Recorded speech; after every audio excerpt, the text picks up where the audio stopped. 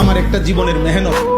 আমি ফজর ক্যাম্পেইনের কাজ করি সারা বাংলাদেশে। আমার অসংখ্য ছেলে আছে আমাদের, যারা আমার ঘরে কলিজা দিয়া মহব্বত করে, এখানেও আছে আমি বলছেন আলহামদুলিল্লাহ, যারা ফজর ক্যাম্পেইনের একটা কাজ করি আমরা। মানে হলো ফজর নামাজের মুসল্লি বৃদ্ধির চেষ্টা।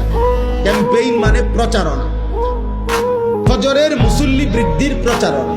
আমাদের একটা স্বপ্ন সারা বাংলাদেশের মসজিদে জুমার নামাজ আর ফজরের নামাজের মুসল্লি বরাবর হোক।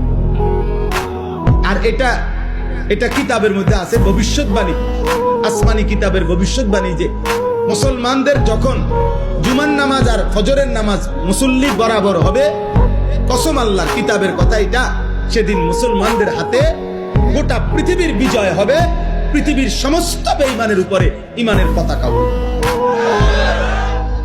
কোন দিন? জুম্মা আর ফজর বরাবর হবে। এখন বলেন তো, আমাদের জুম্মা আর ফজর বরাবর? ফজরের মুসল্লি অর্ধেক, 4 ভাগের 1 ভাগ, অনেক, এখনো বহু দূর। আমাদের বিজয় এখনো বহু দূর, বহু দূর।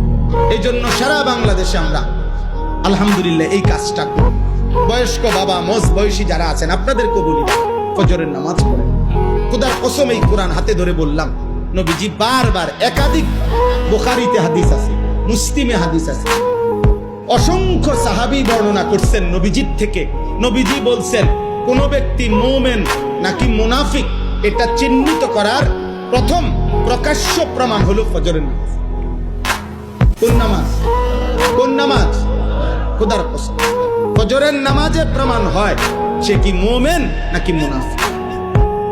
হাদিসে আছে, হযরত উবাই ইবনে কাব রাদিয়াল্লাহু তাআলা আনহু বলেন, নবীজি যাকে সন্দেহ করতেন ঈমানের ব্যাপারে, তাকে ফজরের নামাজ সালাম ফিরিয়ে খুঁজতেন।